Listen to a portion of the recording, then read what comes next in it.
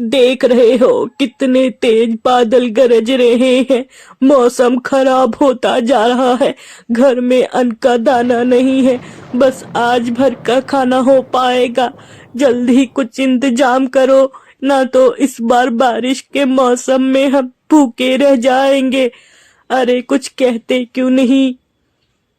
अरे क्या कहूँ भगवान, इस बार तो धंधा बिल्कुल चौपट हो गया।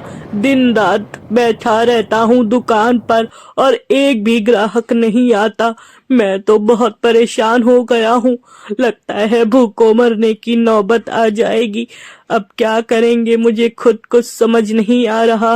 लगता है जल्द ही दुकान बंद करनी पड़ेगी। ये सब कहकर रामू अगले ही दिन वापस अपनी दुकान की तरफ जा रहा था।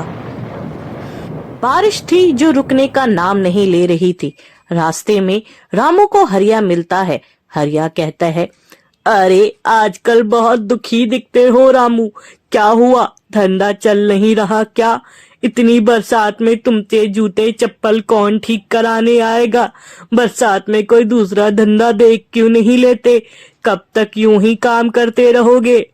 अरे हरिया, तुम ठीक कहते हो। लगता है मुझे जल्द ही मरने की नौबत आ जाएगी।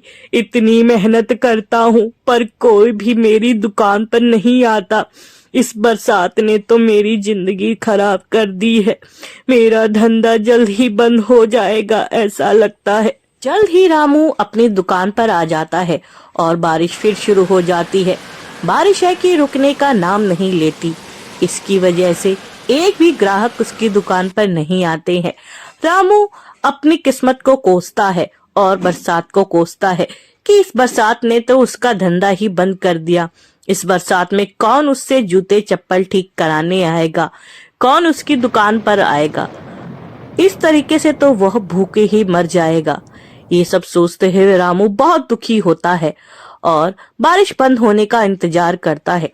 थोड़ी ही देर में बारिश जब बंद होती है तो वापस घर की तरफ जाता है, पर रास्ते में नदी देखकर रुक जाता है और कहता है, आज तो मैं इस नदी में ही कूदकर अपनी जान दे देता हूँ। लगता है अब मैं और नहीं सह पाऊंगा। इस तरीके से तो जिंदगी नहीं चलने वाली। घर पे मेरी पत्नी भी बेचारी भूखी रहती है मेरी वजह से। अब मैं यही कूद जाता हूँ। वह कूदने ही वाला होता है और तभी वो रोने लगता है और सोचता है कि अगर मैं मर गया तो मेरी पत्नी का क्या होगा। यह सोचकर वह वहां पे रुक जाता है। वह सोचता है कि उसकी पत्नी ने तो हिम्मत नहीं हारी है, तो वह कैसे हिम्मत हार लेगा सिर्फ इस बरसात की वजह से। यह सब सोचकर वह घर पहुंचता है तो देखता है उसकी पत्नी सब्जी काट रही है। घर में राशन की कोई कमी नहीं नजर आ रही थी। यह सब देखकर रामू बहुत आश्चर्यचकित होता है। वह अपनी पत्नी से कहता है, अरे भगवान, इतना राशन कहाँ से आया? इतना सारा खाना कहाँ से आया? तब रामू की पत्नी कहती है, अरे ये तो सोचो हमारी किस्मत ही खुल गई है। मैंने जो स्वेटर बुन के रखा था पिछले साल का, वह मैंने एक सेठ को बेच दिया। सेठ ने मुझे उसके बहुत पैसे दिए और मैं जल्दी से बाजार से जाकर सारा राशन ले आई। मुझे लगता है हमें बरसात में और इस सर्दी में ये स्वेटर का ही काम करना चाहिए। आप जाकर कुछ और ऊन और सिलाई लेकर आइए, मैं उससे और स्वेटर बनाऊंगी। रामू ये बातें सुनकर बहुत आश्चर्यचकित हुआ। वह अपनी पत्नी की बातें ध्यान से सुन रहा था और बहुत खुश हो रहा था। खुश हुआ उसकी पत्नी ने जब उसे बताया कि उसके स्वेटर ने कैसे उसकी जिंदगी बदल दी। तब हरिया ने कहा, तुम ठीक कहती हो भगवान, आज तुमने मेरी आंखें खोली।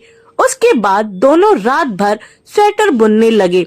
हरिया उसकी रात भर मदद करता रहा और कहा, अरे कितनी तुम मेहनत कर रही हो। जाओ थोड़ी देर तुम आराम कर लो, बाकी का काम मैं कर देता हूँ। तुमने रात भर में कितने ही स्वेटर बना दिए। कल हम जाके इसको बेचेंगे और खूब पैसे कमाएंगे। कम से कम हमारी गृहस्थी तो सही से चलेगी। अरे आप चिंता मत कीजिए, मैं ठीक हूँ। मैं आपके लिए और स्वेटर बनाऊंगी। हम पूरी मेहनत करेंगे। ये सर्दी बरसात से हम ऐसे नहीं डरने वाले, हम पूरी मेहनत करेंगे। भगवान हर एक चीज का रास्ता निकाल देता है। आप यूं ही परेशान हो जाते हैं। और आप बैठिए, मैं आपके लिए चाय लेकर आती हूँ। तब हरिया कहता है, अरे भगवान, अब इन सब की जरूरत नहीं है। हम जल्दी जल्दी काम खत्म करते हैं। सुबह हमें जल्दी ही बाजार जाना है। अभी मौसम भी ठीक नहीं है, जाने कब बारिश शुरू हो जाए। जल्दी इस काम को समेटो।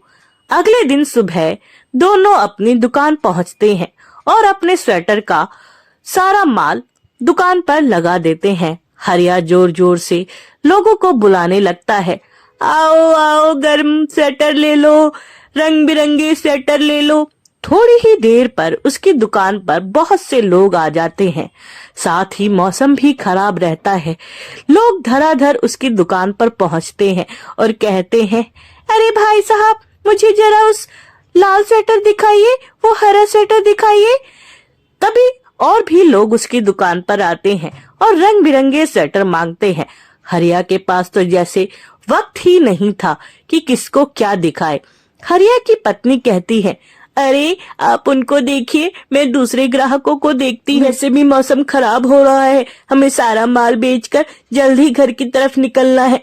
हरिया भी कहता है, ठीक है, तुम दूसरे ग्राहकों को देखो, मैं इनको देखता हूँ।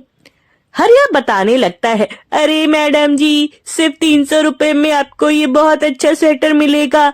आइए, इधर आइए, ये लीजिए, आपको क्या चाहिए आप मुझे बताइए।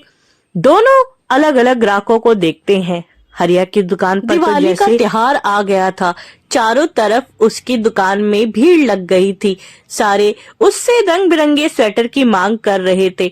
रामू जल्दी जल्दी सबको अपना माल दिखा रहा था और बहुत खुश हो रहा था। जल्द ही उसकी दुकान में सारा माल बिकने वाला था और बहुत सी भीड़ हो की वजह से दोनों पति पत्नी दुकान में जल्दी जल्दी काम करके खत्म कर रहे थे। जल्द ही वो दोनों घर आ गए और गर्मा गर्म खाना खाने लगे। तब उसकी पत्नी कहती है, हमें कभी भी अपनी परेशानियों से भागना नहीं चाहिए। ईश्वर कोई ना कोई रास्ता जरूर निकाल देता है।